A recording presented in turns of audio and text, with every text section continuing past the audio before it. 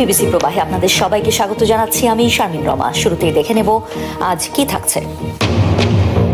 Iran যুদ্ধ থেকে বের হওয়ার পথ খুঁজছে যুক্তরাষ্ট্র। অস্ত্র সংকটের তথ্য ফাঁস হওয়ায় চটেছেন ট্রাম্প। জনতাকে পাশে নিয়ে ষড়যন্ত্র রুখেছে তেহরান, মন্তব্য পেজেশকিয়ানের। কাগুজে চুক্তি সৌদি আরবের নিরাপত্তা নিশ্চিত করবে না, মক্কা প্যাক্টের প্রতিক্রিয়ায় ইরান। পাকিস্তান থাকায় সতর্ক, নজর রাখছে ভারত। ন্যাটোর সাথে সাংঘর্ষিক নয় দাবি তুরস্কের। 15 দিনে গড়ালো ভারতের ঝাড়খণ্ডের শিক্ষার্থী ও চাকরি প্রত্যাশীদের বিক্ষোভ। সরকারের সাথে 2 দফা আলোচনার পরও মেলেনি সুরাহা, অনশনকারীদের স্বাস্থ্যের অবনতি। ইরান যুদ্ধ থেকে বের হওয়ার পথ খুঁজছে যুক্তরাষ্ট্রের সামরিক বাহিনী। মার্কিন সংবাদ মাধ্যম সিএনএন এর দাবি, জয়েন্ট চিফ অব স্টাফের চেয়ারম্যানের ধারণা, বিমান হামলা চালিয়ে যুদ্ধের লক্ষ্য অর্জনের সম্ভাবনা কম। অন্যদিকে অস্ত্র সংকটের তথ্য ফাঁস হওয়ায় চটেছেন মার্কিন প্রেসিডেন্ট ডোনাল্ড ট্রাম্প। তার শঙ্কা, এতে আলোচনার টেবিলে দুর্বল হবে দেশটির অবস্থান। ইরানের প্রেসিডেন্টের দাবি, যুদ্ধের মাধ্যমে তাদের দেশকে ভেঙে ফেলার মার্কিন পরিকল্পনা সফল হয়নি। অন্তর্বর্তী যুদ্ধবিরতির মধ্যেই ইরানে হামলা চালিয়ে নতুন করে যুদ্ধের যে শঙ্কা তৈরি করেছিল যুক্তরাষ্ট্র, তা আপাতত থেমেছে। চুক্তি কিংবা সমঝোতা ছাড়াই অনেকটা নীরবে অভিযান বন্ধ রেখেছে মার্কিন বাহিনী। গণমাধ্যম সিএনএন এর খবর, মার্কিন প্রশাসনের শীর্ষ কর্মকর্তাদের স্থায়ীভাবে এই যুদ্ধ থেকে বের হওয়ার পথ খোঁজার তাগিদ দিয়েছেন দেশটির জয়েন্ট চিফ অফ স্টাফের চেয়ারম্যান ড্যান কিন। সামরিক বাহিনীর সর্বোচ্চ পদধারী এই সেনা কর্মকর্তার শঙ্কা, ইরানে আরো জোরালো হামলার যেসব পরিকল্পনা করা হচ্ছে সেগুলো হিতে বিপরীত হতে পারে। কেবল বিমান হামলা চালিয়ে যুদ্ধের লক্ষ্য অর্জন সম্ভব নয় বলেও মত তার। এরই মধ্যে ইস্যুতে সিআইএর পরিচালক, পররাষ্ট্রমন্ত্রী ও ভাইস প্রেসিডেন্ট সহ মন্ত্রিসভার অন্যান্য গুরুত্বপূর্ণ কর্মকর্তাদের সাথে বৈঠক করেছেন তিনি। এর আগে যুক্তরাষ্ট্রের গুরুত্বপূর্ণ সব দূরপাল্লার মিসাইল ও ইন্টারসেপ্টর সংকটের খবর প্রকাশ করে বিভিন্ন মার্কিন গণমাধ্যম। অস্ত্র ভাণ্ডারে সংবেদনশীল এই তথ্য ফাঁস হওয়ায় খেপেছেন মার্কিন প্রেসিডেন্ট ডোনাল্ড ট্রাম্প। সিএনএন এর দাবি, এর মধ্যে তথ্য ফাঁসকারীদের খুঁজে বের করার নির্দেশ দিয়েছেন তিনি। এমনকি তাদের জেলে ভরার হুঁশিয়ারিও দেওয়া হয়েছে। একই সময় ইরানের প্রেসিডেন্ট দাবি করেছেন, তাদের দেশকে ধসিয়ে দিতেই যুদ্ধ শুরু করেছিল যুক্তরাষ্ট্র, কিন্তু জনগণ ঐক্যবদ্ধ হয়ে শত্রুদের সেই প্রচেষ্টা নস্যাৎ করেছে। আমরা এই যুদ্ধ শুরু করিনি, আমরা আলোচনার টেবিলেই ছিলাম। তাদের ধারণা ছিল ইরান ভেঙে পড়বে, কিন্তু জনগণ আমাদের পাশে অটল ছিল, আর তাই আমরা এখন পর্যন্ত টিকে রয়েছি। হামলা পাল্টা হামলা বন্ধ থাকলেও অবশ্য স্থায়ীভাবে ইরান যুদ্ধ বন্ধে এখনো আশার কথা শোনাতে পারছে না মধ্যস্থতাকারীরা। ইরান যুদ্ধের জেরে হরমুজ ও বাবেল মানদেব প্রণালীতে নৌ চলাচলের অচল অবস্থা যেন কাটছেই না। আগের তুলনায় চলতি সপ্তাহে আরও কমেছে ট্রাফিকের পরিমাণ। বৃহস্পতিবার হরমুজ প্রণালী পাড়ি দিতে লেগেছে মাত্র 8টি বাণিজ্যিক জাহাজ।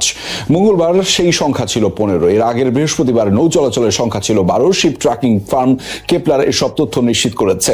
মধ্যপ্রাচ্য সংঘাতের আগে গড়ে প্রতিদিন 140টি নৌযান পাড়ি দিত হরমুজ প্রণালী। এদিকে বৃহস্পতিবার বাবেল মানদেব প্রণালীতে চলাচল করেছে 26টি নৌযান। মঙ্গল ও বুধবার সেই সংখ্যা ছিল যথাক্রমে 32 ও 22। যুদ্ধের আগে দৈনিক 70টি জাহাজ এই জলপথে চলাচল করত। কাগুজে কোনো চুক্তি সৌদি আরবের নিরাপত্তা নিশ্চিত করতে পারবে না বলে হুঁশিয়ারি দিয়েছে ইরান। তুরস্ক ও পাকিস্তানের সাথে চুক্তির প্রতিক্রিয়ায় তেহরান রিয়াদকে ভিক্ষা না করে নীতিতে পরিবর্তন আনার পরামর্শ দিয়েছে। এদিকে ভারত জানিয়েছে, পাকিস্তানের মক্কা প্যাক্ট তারা গভীরভাবে পর্যালোচনা করছে। এই চুক্তি ন্যাটোর সাথে সাংঘর্ষিক নয় বলে দাবি করেছে তুরস্ক। যে কেউ চাইলে যৌথ চুক্তিতে যুক্ত হতে পারবে বলেও জানিয়েছেন তুর্কির president Recep Tayyip Erdogan. Iran যুক্তরাষ্ট্রের সংঘাতে নিয়মিত হামলার শিকার হচ্ছে সৌদি আরব। এমন পরিস্থিতিতে নিজেদের নিরাপত্তা নিয়ে উদ্বিগ্ন দেশটি পাকিস্তান ও তুরস্কের সাথে করেছে প্রতিরক্ষা চুক্তি। এখন এই 3 দেশে কেউ হামলা চালালে সেটি যৌথভাবে মোকাবেলা করবে বাকিরা। এদিকে কাগুজে কোনো সমঝোতা আর যুক্তরাষ্ট্রের ওপর নির্ভরতা সৌদি আরবের নিরাপত্তা নিশ্চিত করতে পারবে না বলে হুঁশিয়ারি দিয়েছে ইরান। ইরানি পার্লামেন্টের জাতীয় নিরাপত্তা কমিটির সদস্য ইব্রাহিম রেজাই এক্সে করা একটি পোস্টে বলেন, সৌদি আরবের উচিত তাদের নীতি পুনর্বিবেচনা করা। অন্যদিকে পাকিস্তানের চিরশত্রু ভারত জানিয়েছে, চুক্তির বিষয়ে নজর রাখছে তারা। মক্কা প্রতিরক্ষা চুক্তির বিষয়টি আমরা গভীরভাবে পর্যবেক্ষণ করছি। এ নিয়ে নতুন কোনো তথ্য পাওয়া গেলে তা নিয়ে পর্যালোচনা করা হবে।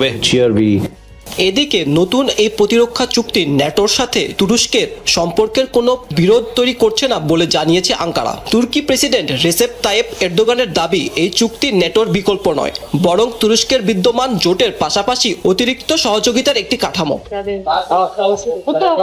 দীর্ঘদিন ধরে সৌদি আরব সহ মধ্যপ্রাচ্যের দেশগুলোর নিরাপত্তার প্রধান অংশীদার যুক্তরাষ্ট্র।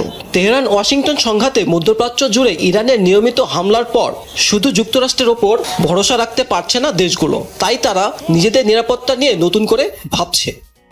সৌদি, পাকিস্তান ও তুরস্কের যৌথ প্রতিরক্ষা চুক্তিকে স্বাগত জানিয়েছে বাহরাইন ও ইয়েমেন। আঞ্চলিক নিরাপত্তা ও প্রতিরক্ষা সহযোগিতা জোরদারে এই পদক্ষেপকে গুরুত্বপূর্ণ হিসেবে আখ্যা দিয়েছে দেশ দুটি। চুক্তিকে স্বাগত জানিয়ে বিবৃতি দিয়েছে বাহরাইনের পররাষ্ট্র মন্ত্রণালয়। এতে উপসাগরীয় দেশগুলোর প্রতিরক্ষা ব্যবস্থার জন্য চুক্তিটির গুরুত্ব তুলে ধরা হয়। এদিকে ইয়েমেনের আন্তর্জাতিকভাবে স্বীকৃত সরকারও চুক্তিটিকে স্বাগত জানিয়েছে। এ বিষয়ে একটি বিবৃতি দিয়েছে দেশটির প্রেসিডেন্সিয়াল কাউন্সিল। তাতে বলা হয়, সৌদি আরবের নেতৃত্বে আঞ্চলিক ও আন্তর্জাতিক সহযোগিতা গড়ে তুলতে গুরুত্বপূর্ণ ভূমিকা রাখবে এই প্রতিরক্ষা অংশীদারিত্ব। যৌথ প্রতিরক্ষা চুক্তি সইয়ের আগে পবিত্র মক্কায় একসাথে জুমার নামাজ আদায় করলেন সৌদি আরব, পাকিস্তান ও তুরস্কের নেতারা। অংশ নেন সৌদি যুবরাজ মোহাম্মদ বিন সালমান, পাক প্রধানমন্ত্রী শেহবাজ শরীফ, পররাষ্ট্রমন্ত্রী ইসহাক দার, ফিল্ড মার্শাল আসিম মুনির এবং তুরস্কের প্রেসিডেন্ট রিসেপ তাইয়েব এরদোগান সহ পররাষ্ট্রমন্ত্রী হাকান ফিদান। এছাড়াও দেশ তিনটির উচ্চ পর্যায়ে কর্মকর্তারাও জামাতে নামাজ আদায় করেন। পাক প্রধানমন্ত্রীর কার্যালয় থেকে ভিডিওটি সোশ্যাল মিডিয়ায় পোস্ট করা হয়। তৃতীয় সপ্তাহে গড়ালো ভারতের ঝাড়খণ্ডে শিক্ষার্থী ও চাকরি প্রত্যাশীদের বিক্ষোভ। সরকারি নিয়োগ পরীক্ষায় অনিয়ম ও দুর্নীতির প্রতিবাদে আজও চলছে অনশন কর্মসূচি। ক্রমেই অবনতি হচ্ছে অনশনকারীদের শারীরিক অবস্থা। শুক্রবার রাতে রাজ্য সরকারের সাথে প্রথমবার আলোচনায় বসলেও কোনো সমাধান মেলেনি। আজও আরেক দফা বৈঠক অনুষ্ঠিত হয়েছে সরকার ও আন্দোলনরত প্রতিনিধি দলের মধ্যে। সরকারি নিয়োগ পরীক্ষায় অনিয়ম ও দুর্নীতির প্রতিবাদে 2 সপ্তাহেরও বেশি সময় ধরে রাস্তায় ঝাড়খণ্ডের ছাত্র জনতা। মূলত চাকরি প্রত্যাশীদের আন্দোলনে যুক্ত হয় সাধারণ শিক্ষার্থীরা। রাঁচির জয়পাল সিং স্টেডিয়ামে চলছে তাদের অবস্থান কর্মসূচি। শুক্রবার রাতে আন্দোলন শুরুর পর প্রথমবারের মতো সরকারের প্রতিনিধিদের সঙ্গে আলোচনায় বসে শিক্ষার্থী প্রতিনিধিরা। তবে কোনো সমাধানে পৌঁছানো যায়নি। মিলেছে শুধু আশ্বাস, কাটেনি অচলাবস্থা। আন্দোলন চালিয়ে যাওয়ার ঘোষণা দেন শিক্ষার্থীরা। আলোচনা শুধু আশ্বাসেই শেষ হয়েছিল। আমাদের জরুরি দাবি, বাতিল ও কালো তালিকাভুক্ত টিডিপিএল সংস্থার দ্বারা পরিচালিত সব পরীক্ষা অবিলম্বে বাতিল করতে হবে এবং সিবিআই ও ইডিকে দিয়ে বিষয়টি তদন্ত করাতে হবে। কেবল তখনই আন্দোলন শেষ করার কথা বিবেচনা করব। শনিবারও স্টেট গেস্ট হাউসে 8 সদস্যের শিক্ষার্থী প্রতিনিধি দলের সাথে বৈঠক হয় প্রশাসনের। এদিকে সপ্তাহ ধরে অনশনের ফলে ক্রমেই অবনতির দিকে যাচ্ছে শিক্ষার্থীদের শারীরিক অবস্থা। দিন দিন স্বাস্থ্যগত সমস্যা বাড়ছে। গতকাল কিছুটা ভালো বোধ করছিলাম, কিন্তু আজ অবস্থা আরো খারাপ। শরীরটা বেশ খারাপ লাগছিল। মনে হচ্ছে এই সংগ্রাম আরো কিছুদিন চলবে। আশা করি সরকার আমাদের উদ্বেগগুলো শুনবেন। 5 জুলাই প্রকাশিত হয় ঝাড়খণ্ডের পাবলিক সার্ভিস কমিশনের প্রিলিমিনারি পরীক্ষার ফল। এতে প্রশ্ন ফাঁস ছাড়াও 50 লাখ থেকে 1 কোটি রুপিতে পোস্ট বিক্রির গুরুতর অভিযোগ ওঠে। আন্দোলনের জেরে 25 থেকে 27 জুলাইয়ের পূর্ব নির্ধারিত জেপিএসসির লিখিত পরীক্ষা স্থগিত হয়ে যায়। কয়েকদিনের সংঘর্ষে তুলকালাম পরিস্থিতি তৈরি হয়েছে শ্রীলঙ্কার একাধিক কারাগারে। মৃত্যু হয়েছে কমপক্ষে 3 বন্দীর, আহত অন্তত 23 জন। জেল থেকে পালিয়েছে প্রায় অর্ধশত কয়েদি। সহিংসতার পেছনে মাদক চক্রগুলোর দ্বন্দ্বকে দায়ী করছে কর্তৃপক্ষ। তবে অতিরিক্ত বন্দীর চাপ আর বিচারাধীন মামলার দীর্ঘ জটে এই সংকট তৈরি হয়েছে বলে দাবি মানবাধিকার কর্মীদের। বাইরে নয়, কারাগারের ভেতরেই যেন বিস্ফোরিত হচ্ছে শ্রীলঙ্কার অপরাধ জগতের সংঘাত। একের পর এক জেলে দাঙ্গা, সংঘর্ষ, প্রাণহানি। কারাগারের ভেতর তুলকালাম। কেউ উঠছেন ছাদে, কেউ ছুটছেন খোলা জায়গায়। বন্দীদের পাথর নিক্ষেপে কোণঠাসা কারারক্ষীরা। কোথাও নিরাপত্তা বেষ্টনী ভেঙে কয়েদিদের বের হওয়ার চেষ্টা। শুক্রবারের এই দৃশ্য শ্রীলঙ্কার নেগম্বো কারাগারের। পরিস্থিতি নিয়ন্ত্রণে নামাতে হয়েছে বিপুল সংখ্যক পুলিশ ও দাঙ্গা নিয়ন্ত্রণকারী বিশেষ বাহিনী। টিয়ার গ্যাস ছুড়েও বেগ পেতে হয়েছে সংঘাত বন্ধে। এর আগে রাজধানী কলম্বোর নিউ ম্যাগাজিন কারাগার থেকে বেরিয়ে পড়ে প্রায় 40 বন্দী। পুলিশের অভিযানে নিহত হয় 1 জন। কুরুভিতা কারাগারে আরেক দাঙ্গায় প্রাণ যায় আরো 2 জনের। 2 ঘটনায় আহত 23 জন হাসপাতালে চিকিৎসাধীন। সম্প্রতি মাহারা কারাগারেও ঘটেছে প্রাণঘাতী সংঘর্ষ। 1 মাস আগেই নেগম্বো জেলের সংঘর্ষে 10 কারা কর্মকর্তা ও 20 বন্দী নিহত হন। কর্তৃপক্ষের দাবি, এসব সহিংসতার নেপথ্যে রয়েছে মাদক চক্রগুলোর দ্বন্দ্ব। কারা ব্যবস্থা দুর্বল করতে পরিকল্পিত ষড়যন্ত্রের আশঙ্কাও করছে প্রশাসন। গোয়েন্দা তথ্য ও তদন্ত প্রতিবেদন থেকে সন্দেহ করার মতো যথেষ্ট কারণ রয়েছে। কারাগারে ঘটে যাওয়া সব ঘটনা সামগ্রিকভাবে দেখলে কারাগার ব্যবস্থাকে দুর্বল করার একটি পরিকল্পিত প্রচেষ্টার ইঙ্গিত পাওয়া যায়। তবে পূর্ণাঙ্গ তদন্তের পরই এ বিষয়ে নিশ্চিতভাবে বলা যাবে। তবে শুধু অপরাধ চক্রের দ্বন্দ্ব নয়, সাম্প্রতিক অস্থিরতা নতুন করে সামনে আনছে শ্রীলঙ্কার কারাগারগুলোয় অতিরিক্ত ভিড়ের বিষয়টি। মাত্র 10,000 বন্দির ধারণ ক্ষমতার কারাগারগুলোতে বর্তমানে বন্দির সংখ্যা 39,000-এর ওপর, অর্থাৎ প্রায় 4 গুণ বেশি। বন্দীদের বড় একটি অংশই বিচারাধীন। দেশটিতে বর্তমানে 10 লাখের বেশি মামলা বিচারাধীন। পরিস্থিতি এতটাই ভয়াবহ যে মামলার জট কমাতে সুপ্রিম কোর্টের বিচারকদের মেয়াদ 2 বছর বাড়াতে সংবিধান সংশোধনের পরিকল্পনা করছে সরকার। যুক্তরাষ্ট্রের সিনেটে পাশ হয়েছে রাশিয়ার বিরুদ্ধে নিষেধাজ্ঞা সংক্রান্ত নতুন বিল, যার আওতায় রাশিয়া থেকে তেল বা গ্যাস ক্রয়কারী শীর্ষ 5 দেশের উপর 100% শুল্ক আরোপের ক্ষমতা পাবেন প্রেসিডেন্ট ডোনাল্ড ট্রাম্প। এই তালিকার অন্যতম 2 দেশ ভারত ও চীন। তাই নতুন করে 100% মার্কিন শুল্ক আরোপের হুমকির মুখে দেশ দুটি। রাশিয়ার তেল গ্যাসের শীর্ষ ক্রেতা বাকি 3 দেশ হল আজারবাইজান, হাঙ্গেরি ও স্লোভাকিয়া। শুক্রবার মার্কিন সিনেটে 86 থেকে 11 ভোটে পাশ হয়েছে বিলটি। এর আওতায় নতুন করে কঠোর নিষেধাজ্ঞা দেওয়া হবে রুশ প্রেসিডেন্ট ভ্লাদিমির পুতিন সহ শীর্ষ সামরিক নেতাদের উপর। অবরোধের কবলে পড়বে রুশ জ্বালানি ও তেল ট্যাঙ্কারগুলো। বিলে শুল্ক আরোপের পাশাপাশি ছাড়ের ব্যবস্থাও রয়েছে। যেসব দেশ রাশিয়া থেকে 15% কম জ্বালানি আমদানি করবে তাদের জন্য থাকবে এই বিশেষ সুবিধা। এবার মার্কিন প্রতিনিধি পরিষদে বিলটি অনুমোদিত হলে ইরানের উপর নিষেধাজ্ঞা বাড়বে 2031 সাল পর্যন্ত। হোয়াইট হাউসে মার্কিন প্রেসিডেন্ট ডোনাল্ড ট্রাম্পের $40 কোটি বলরুম নির্মাণ কাজ বন্ধ রাখার নির্দেশ দিয়েছেন যুক্তরাষ্ট্রের একটি ফেডারেল আপিল আদালত। শুক্রবার দেশটির ন্যাশনাল ট্রাস্ট ফর হিস্টোরিক প্রিজার্ভেশনের করা এক মামলায় এই রায় দেওয়া হয়েছে। ওয়াশিংটন ভিত্তিক আদালতটি রায়ে জানিয়েছে, হোয়াইট হাউসে বড় ধরনের স্থাপনা নির্মাণের মতো সিদ্ধান্ত এককভাবে প্রেসিডেন্টের নির্বাহী ক্ষমতার আওতায় পড়ে না। এই ধরনের পরিবর্তনের অনুমোদন দেওয়ার ক্ষমতা কংগ্রেসের। ট্রাম্প প্রশাসনকে সুপ্রিম কোর্টে আপিলের সুযোগ দেওয়ার লক্ষ্যে রায় 14 দিনের জন্য স্থগিত রেখেছেন আদালত। এদিকে আদালতের রায়কে জাতীয় নিরাপত্তার জন্য হুমকি আখ্যা দিয়ে ক্ষোভ ঝেড়েছেন ডোনাল্ড ট্রাম্প। ন্যাটোভুক্ত দেশগুলোতে আগামী কয়েক বছরের মধ্যে রাশিয়া হামলা চালাতে পারে বলে অভিযোগ যুক্তরাষ্ট্রের। সাম্প্রতিক মার্কিন গোয়েন্দা সংস্থার বরাতে এই তথ্য জানিয়েছে CNN।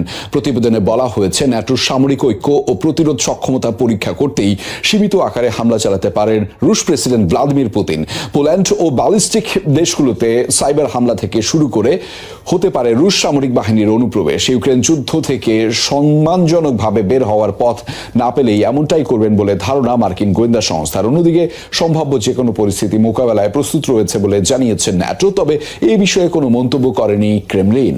চীনের আগ্রাসন এবং যে কোনো সংঘাতপূর্ণ পরিস্থিতি মোকাবেলায় বার্ষিক মহড়া চালালো তাইওয়ান। যুদ্ধ পরিস্থিতিতে দ্রুত ফাইটার জেট উড্ডয়নের কৌশল শেখানো হয় তাতে। তাছাড়া রানওয়ে ক্ষতিগ্রস্ত হলে কিভাবে দ্রুত সচল করা সম্ভব সেই উপায়ও দেখায় বিমান বাহিনী। মহড়ায় বলা হয়, সত্যি যুদ্ধ বেঁধে গেলে বেসামরিকদের সাহায্য নেওয়া হবে। হ্যাঙ্গারে রাখা আছে পৃথিবীর অন্যতম ফাইটার মিরাজ 2000। অন্যদিকে বিমান বিধ্বংসী ক্ষেপণাস্ত্র উড়োজাহাজের ডানায় যুক্ত করতে ব্যস্ত একদল সেনা। মাত্র কয়েক মিনিটের মধ্যেই মিসাইল সহ উড্ডয়নের জন্য পুরোপুরি প্রস্তুত উড়োযানটি। এমন অবস্থা দেখে মনেই হতে পারে যুদ্ধের দামামা লেগে গেছে। তবে কোনো যুদ্ধ নয়, এটি হচ্ছে তাইওয়ানের সবচেয়ে বড় বার্ষিক মহড়ার অংশ। এভাবেই সামরিক বাহিনীর সদস্যদের প্রস্তুত করা হচ্ছে যে কোনো যুদ্ধ পরিস্থিতির জন্য। আমাদের মহড়ায় কোনো পরিস্থিতির আগাম কোনো ঘোষণা থাকে না। হঠাৎ তৈরি হওয়া পরিস্থিতিতেই সামাল দেওয়ার জন্য নিয়মিত অনুশীলন করি, কারণ যে কোনো মুহূর্তে প্রস্তুত থাকাই আমাদের লক্ষ্য। কিন্তু যুদ্ধবিমান থাকলেই তো হবে না। যদি শত্রুর আক্রমণে রানওয়ে ধ্বংস হয়ে যায়, আর সেই প্রশ্নের উত্তরও প্রস্তুত রেখেছে তাইওয়ান। বোমার আঘাতে তৈরি গর্ত ভরাট করা হচ্ছে পাথর দিয়ে, তার উপর বিছিয়ে দেওয়া হচ্ছে বিশেষ ফাইবার গ্লাস ম্যাট। আর এভাবে অল্প সময়ের মধ্যেই আবার প্রস্তুত শত্রুর বোমার আঘাতে ক্ষতিগ্রস্ত রানওয়ে। এই পথ দিয়েই অব্যাহত থাকবে শত্রুর ওপর হামলা। যুদ্ধের সময় এতটা প্রস্তুতির সুযোগ থাকবে না, তাই আগে থেকেই সরঞ্জাম প্রস্তুত রাখা এবং সেনাবাহিনীর সঙ্গে বেসরকারি দলের সমন্বয়ে দ্রুত রানওয়ে মেরামতের অনুশীলন করছে। বহু বছর ধরে চীন তাইওয়ানকে নিজেদের ভূখণ্ড বলে দাবি করে আসছে। নিয়মিতই তাইওয়ানের সমুদ্র ও আকাশসীমা বেজিং লঙ্ঘন করছে বলে অভিযোগ। এই অবস্থায় ভবিষ্যতে যে কোনো সংঘাতে নিজেদের প্রস্তুত রাখতেই এমন মহড়ার আয়োজন করছে দেশটি। এই মহড়ায় শুধু যুদ্ধের প্রস্তুতি নয়, এটি একটি রাজনৈতিক বার্তাও। তাইওয়ানের দখল যে সহজ হবে না তাই বিশ্বকে জানান দিচ্ছে দেশটি। যুক্তরাষ্ট্রের শিকাগোর একটি ফিউনারেল হোম থেকে উদ্ধার করা হয়েছে অর্ধশতাধিক গলিত মরদেহ। শেষকৃত্য না করে মরদেহগুলো স্তূপ করে রাখা হয়েছিল, এতে তীব্র দুর্গন্ধ ছড়িয়ে পড়েছিল আশপাশের এলাকায়। চাঞ্চল্যকর এই ঘটনায় ক্ষোভ ছড়িয়েছে স্থানীয়দের মাঝে। যুক্তরাষ্ট্রের ইলিনয় অঙ্গরাজ্যের সাউথ শিকাগো চ্যাপেল। মৃত্যুর পর শেষকৃত্যের জন্য প্রিয়জনদের মরদেহ এখানেই রেখে যেতেন আশেপাশের বাসিন্দারা। শেষকৃত্য তো দূরের কথা, অযত্ন আর অবহেলায় দিনের পর দিন পড়েছিল 50টিরও বেশি মরদেহ। স্তূপ করে দীর্ঘদিন মরদেহগুলো রেখে দেয়ায় একসময় পচন ধরে ছড়িয়ে পড়ে তীব্র দুর্গন্ধ। আশেপাশের মানুষের জন্য বসবাসী কষ্টসাধ্য হয়ে ওঠে। স্থানীয়দের দাবি, বারবার অভিযোগ জানানো হলেও গুরুত্ব দেয়নি কর্তৃপক্ষ। অবশেষে বৃহস্পতিবার ফিউনারেল হোমটিতে অভিযান চালায় পুলিশ। এই দুর্গন্ধ নতুন কিছু নয়, প্রায়ই সপ্তাহান্তে শেষকৃত্যের সময় বাজে গন্ধ ছড়ায়। আমার মাঝে মাঝে বমি পায় এই গন্ধে।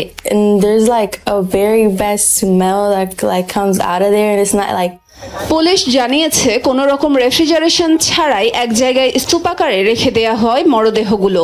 সংরক্ষণের জন্য ব্যবহার করা হয়নি কোনো রাসায়নিকও। ফিউনারেল হোমটির এমন অমানবিক কাণ্ডে ছড়িয়েছে ক্ষোভ। স্বজনদের শেষকৃত্য সম্পন্ন করার গুরুদায়িত্ব এসব ফিউনারেল হোমের কাছে অর্পণ করে সাধারণ মানুষ। মৃত্যুর পর স্বজনদের এই অসম্মান মেনে নিতে পারছেন না কেউই। আমার মায়ের শেষকৃত্যের দিন আমি জানতে পারি এখানে কি ঘটছে। এখন আমার মায়ের লাশ শনাক্ত করতে পারছি না। আমি ভীষণ অসুস্থ বোধ করছি।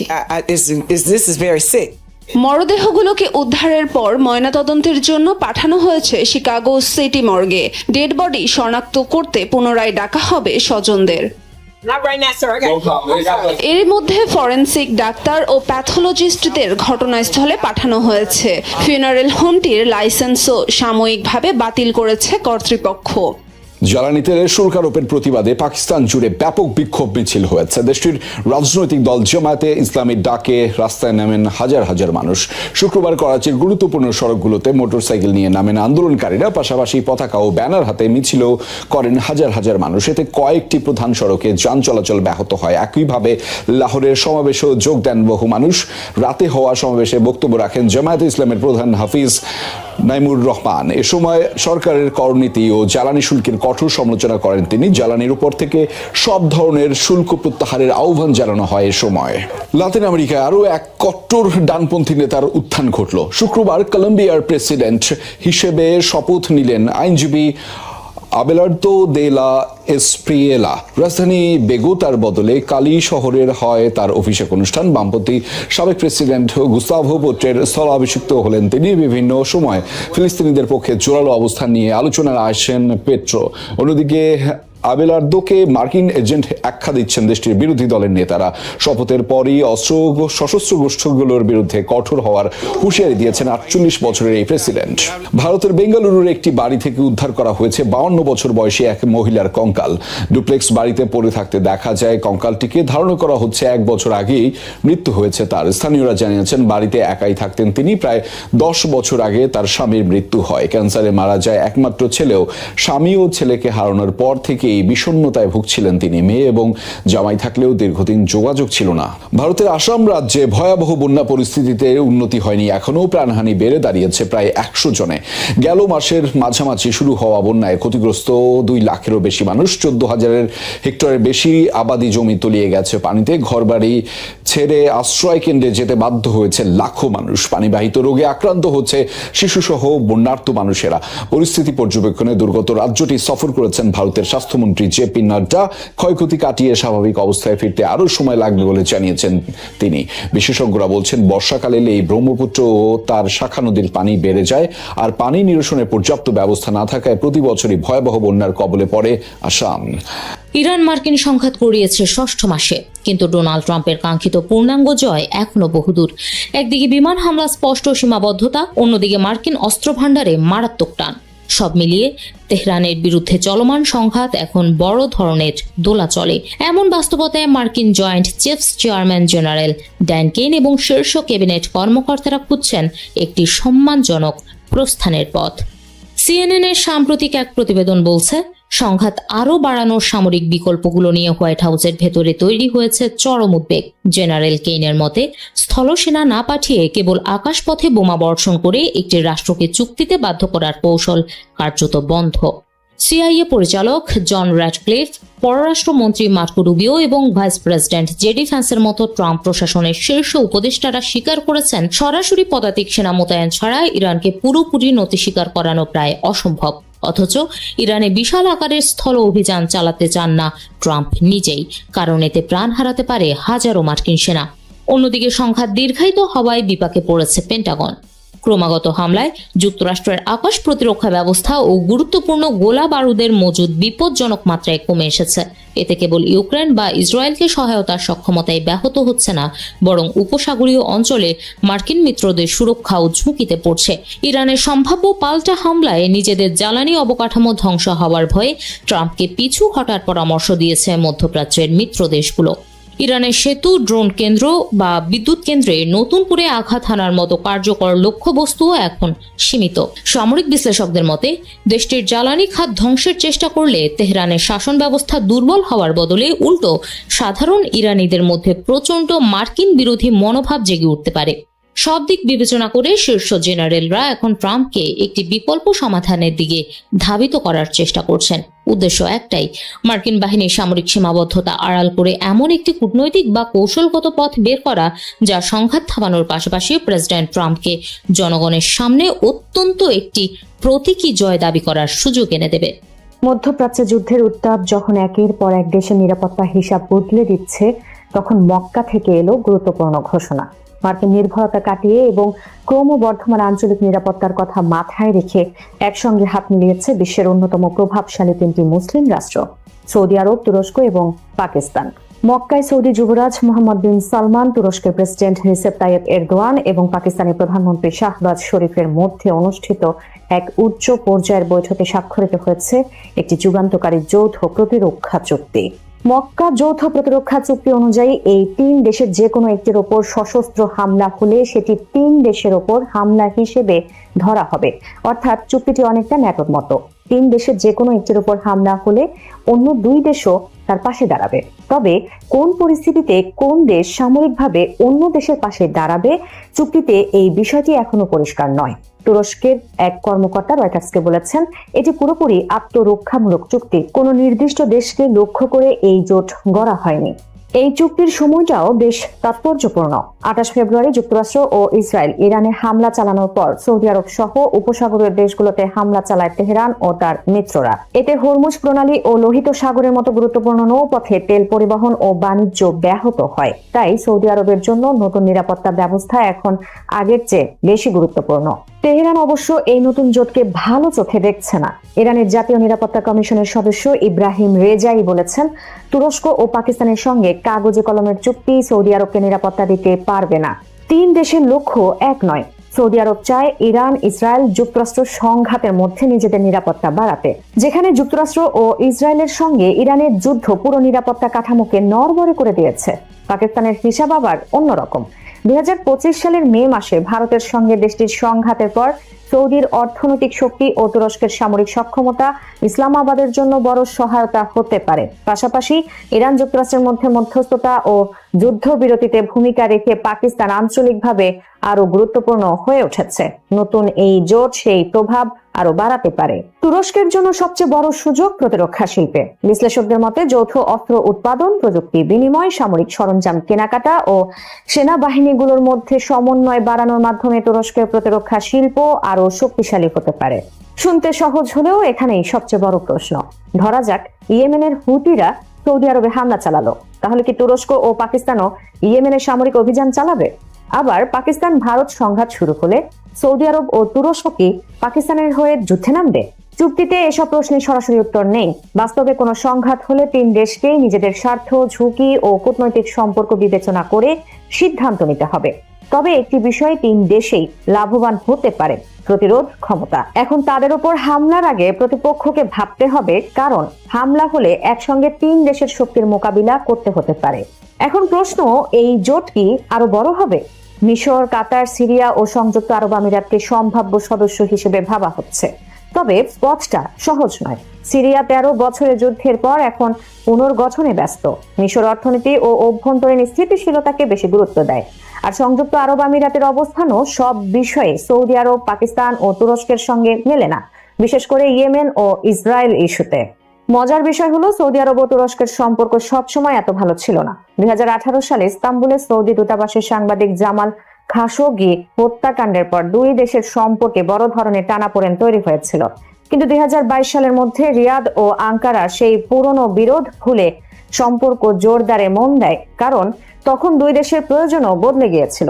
সৌদি আরব চাইছিল অঞ্চলে উত্তেজনা কমাতে, আর তুরস্ক চাইছিল নিজেদের অর্থনীতি শক্তিশালী করতে। এখন ইরান ও ইসরায়েলকে ঘিরে নতুন আঞ্চলিক উত্তেজনা আবারও তাদের কাছাকাছি নিয়ে এসেছে। মক্কার চুক্তি সত্যি নতুন কোনো আঞ্চলিক শক্তির জন্ম দিচ্ছে কিনা তা এখনই বলা কঠিন। মধ্যপ্রাচ্যের ইতিহাস বলে, এখানে জোট যেমন দ্রুত তৈরি হয়, তেমনি স্বার্থ বদলালে তা ভেঙেও যায়। এই চুক্তির প্রকৃত শক্তি বোঝা যাবে তখনই, যখন তিন দেশের কোনো একটির ওপর সত্যিকারের বড় হামলা হবে। ইউক্রেন যুদ্ধ এখনো শেষ হয়নি। এর মধ্যেই ইউরোপের সামনে দেখা দিয়েছে নতুন এক আশঙ্কা। পশ্চিমা সামরিক জোট ন্যাটো কতটা ঐক্যবদ্ধ এবং রাশিয়ার বিরুদ্ধে জোটটি কতটা শক্তিশালী তা পরীক্ষা করতে নাকি কয়েক সপ্তাহের মধ্যেই ন্যাটোর কোনো একটি সদস্য দেশে হামলা চালাতে পারে মস্কো। তবে সেই হামলা বড় আকারের যুদ্ধ নাও হতে পারে। মার্কিন কর্মকর্তাদের ধারণা, এখন থেকে 2029 সালের মধ্যে যে কোনো সময় রাশিয়া পূর্ব ইউরোপে সীমিত পরিসরে স্থল অভিযান কিংবা সাইবার হামলার মধ্য দিয়ে উত্তেজনা বাড়াতে পারে। তবে রাশিয়ার সম্ভাব্য হামলা নিয়ে মার্কিন গোয়েন্দাদের আগের মূল্যায়ন ছিল কিছুটা ভিন্ন। তখন ধারণা করা হয়েছিল ইউক্রেন যুদ্ধে রাশিয়া জড়িয়ে থাকার কারণে প্রেসিডেন্ট ভ্লাদিমির পুতিন একই সময়ে অন্য কোনো দেশে হামলা চালানোর ঝুঁকি নেবেন না। কিন্তু নতুন মূল্যায়নে সেই ধারণা থেকে সরে এসেছে মার্কিন গোয়েন্দারা। রাশিয়ার সম্ভাব্য পরিকল্পনা নিয়ে এর আগেও সতর্কতা এসেছে।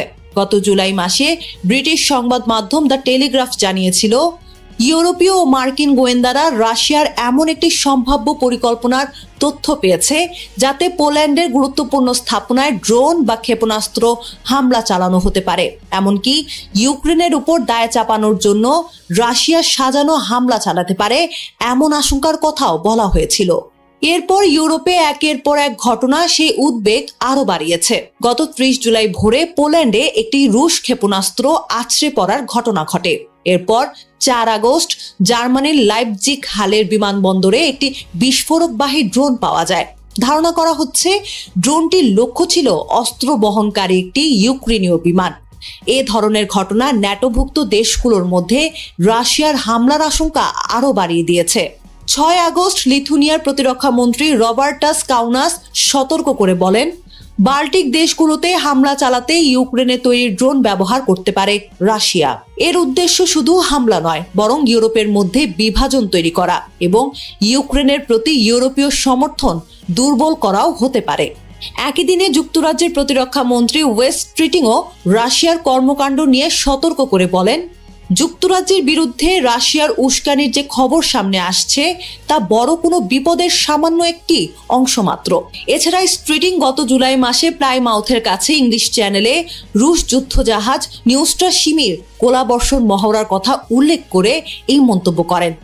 রাশিয়া সত্যিই ন্যাটোর কোনো দেশে হামলা চালাবে কিনা তা এখনো নিশ্চিত নয়, তবে সাম্প্রতিক ঘটনা প্রবাহগুলোতে ইউরোপে উদ্বেগ বাড়ছে, কারণ ন্যাটোর কোনো একটি সদস্য দেশের উপর হামলা হলে সেটি শুধু ওই দেশ আর রাশিয়ার মধ্যে সীমাবদ্ধ থাকবে না, তখন সামনে চলে আসবে পুরো ন্যাটো জোটের ঐক্য এবং একে অপরকে রক্ষার প্রতিশ্রুতির প্রশ্ন। আর এখানেই রাশিয়ার সম্ভাব্য কৌশল নিয়ে সবচেয়ে বড় আশঙ্কা। বড় যুদ্ধ শুরু না করেও যদি সীমিত হামলা, সাইবার আক্রমণ বা সাজানো ঘটনার মাধ্যমে ন্যাটোর সদস্যদের মধ্যে বিভেদ তৈরি করা যায়, তাহলে ইউক্রেন যুদ্ধের বাইরেও মস্কো রাজনৈতিকভাবে লাভবান হতে পারে। সবাইকে শুভকামনা জানিয়ে আমি শারমিন রমাজ এখানে বিদায় নিচ্ছি। ভালো থাকবেন।